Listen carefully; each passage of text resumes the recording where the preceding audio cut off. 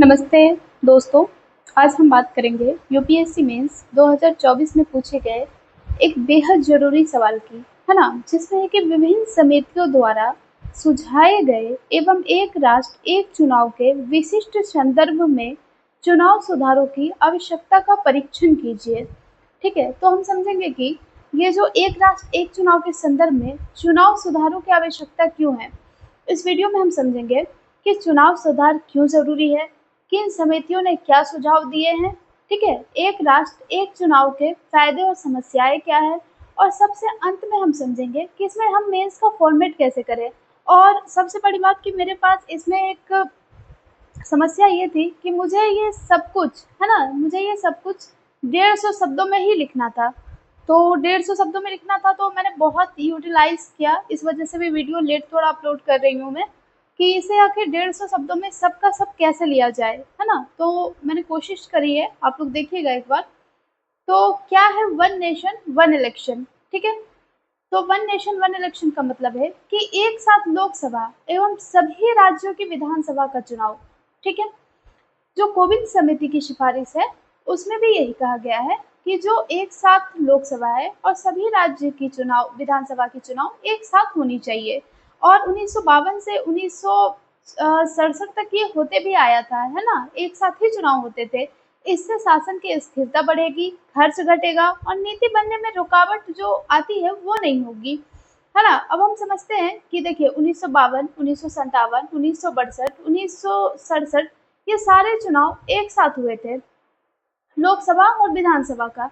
अब हम समझेंगे कि चुनाव सुधारों की आखिर हमें आवश्यकता क्यों है, ये सारी कमेटीज ने किस तरीके से बताया है। देखिए गोस्वामी समिति जो है आपकी, उन्होंने बोला कि पंजीकरण को सुधारे, है ना, पंजीकरण को सुधारे, जागरूकता को बढ़ाएं। ठीक है, और जो आपकी बोहरा समिति है, बोहरा समिति ने कहा कि राजनीति में अपराध की घुसपैठ, ये जो गोस्वामी समिति है ये 1990 की है ना, और बोहरा समिति आपकी 1993 की है, 1993। ठीक है, तो राजनीति में अपराध की घुसपैठ को रोके। और द्वितीय आरसी जो है आपका, ये है आपकी चुनावी खर्च को सीमित करने से संबंधित, है ना, चुनावी खर्च पर नियंत्रण करना है।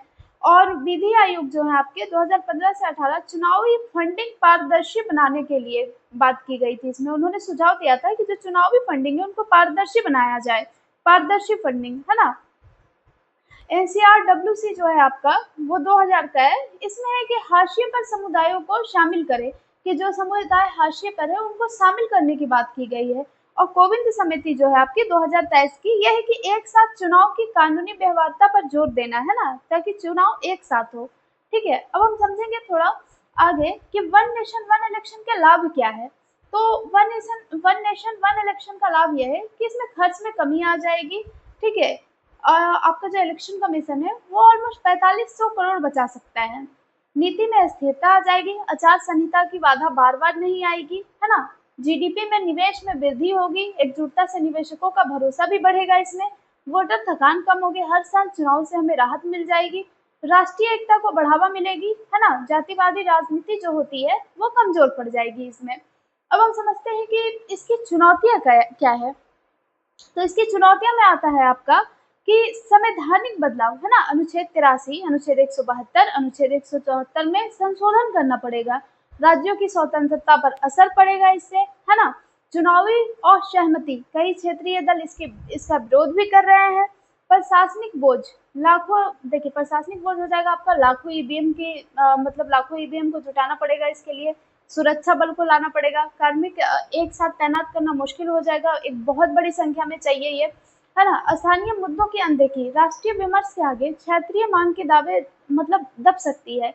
और अकॉर्डिंग टू मी के अगर ये चीजें होती है कि वन नेशन वन इलेक्शन लागू होता है, तो इसमें एक और चुनौती ये हो जाएगी कि जो क्षेत्रीय राजनीतिक दल हैं उनको, उनका जो अभी जो प्रभुत्व है कि विधानसभा चुनाव में वो जीत जाती है, हो सकता है कि उस समय हमारा माइंडसेट ऐसा हो कि हम लोकसभा को जो मतलब लोकसभा में जिस पार्टी को चुन रहे हैं उसी को विधानसभा में भी हम वोट डाल के चले आए, है ना, बड़ी पार्टी देखकर। ठीक है, चलिए अब हम अगला समझते हैं कि इसका मेन आंसर राइटिंग कैसे है। तो देखिए पहला हम लोग इसका इंट्रो समझते हैं कि एक साथ चुनाव का उद्देश्य, है ना।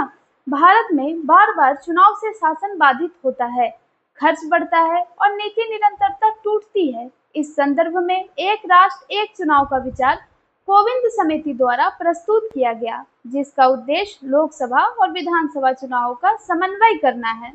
ठीक है, अब हम समझेंगे आगे कि इन जो समितियां हैं इन्होंने क्या क्या सुझाव दिए थे। तो इसको हम लिखेंगे कि चुनाव सुधार की आवश्यकता विभिन्न समितियों ने रेखांकित की है। पहला है आपका गोस्वामी समिति, मतदान जागरूकता और पंजीकरण में सुधार के लिए। बोहरा समिति है आपकी, राजनीति में अपराध की घुसपैठ पर रोक के लिए। द्वितीय आरसी समिति का है आपका, चुनावी खर्च पर नियंत्रण के लिए। ठीक है, एनसीआरडब्ल्यूसी में है आपका समावेशी मतदान।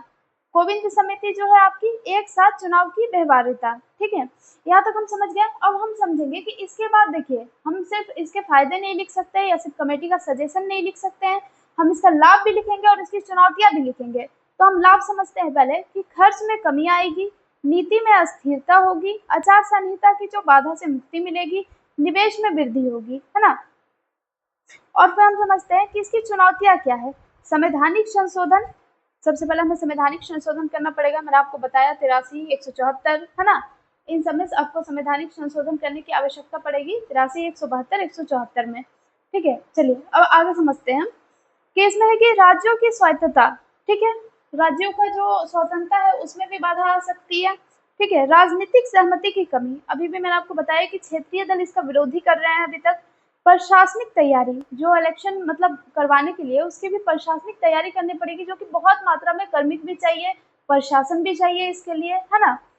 अब हम अगला समझते हैं, इसका निष्कर्ष समझते हैं। ठीक है, यदि उचित योजना, सहमति और कानूनी संशोधनों के साथ लागू किया जाए तो यह भारतीय लोकतंत्र को अधिक स्थिर, पारदर्शी और किफायती बना सकता है। ठीक है, देखिए निष्कर्ष हमेशा हमें संतुलन में लिखना चाहिए, है ना। निष्कर्ष कभी भी ना हम बिल्कुल लाभ पे लिख सकते हैं ना बिल्कुल हानि पर, हमें एक संतुलन चाहिए उसके लिए कि हम संतुलन में लिखे। चलिए अब हम ये थोड़ा सा हम समझ गए। ये जो क्वेश्चन है आपका, ये 2024 के PYQs में आया है, जीएस पेपर 2 का, है ना। और अगर आपको ये वीडियोस थोड़ी सी भी हेल्पफुल लगी हो तो वीडियोस को लाइक ज़रूर कीजिएगा, कमेंट करके बताइएगा कि अगर इसका PDF चाहिए हो तो मैं सेंड कर दूंगी ग्रुप में। ठीक है, और मैंने पोस्ट कर रखा है, आप लोग अगर चाहो तो वो टेलीग्राम चैनल ज्वाइन कर सकते हो, उसमें मैं PDF डाल दिया करती हूँ तो वो भी आप देख सकते हो। अभी मानसवी जी हैं, वो एक PDF तैयार कर रहे हैं ये पॉलिटी की बुक की, वो भी बहुत हेल्पफुल होगी, आप लोग देखिएगा उसको ज़रूर। ठीक है, और 11 बजे लाइव आना ना भूलिएगा, वो ज़रूर आइएगा आप लोग, क्योंकि क्वेश्चन तो मैं वहीं से देती हूँ ना और पूरा टाइम रहता है फिर आप लोगों के पास। ठीक है guys, and thank you very much कि आप लोगों ने लास्ट तक वीडियो देखा। चलिए फिर मिलते हैं 11 बजे लाइव में। ओके।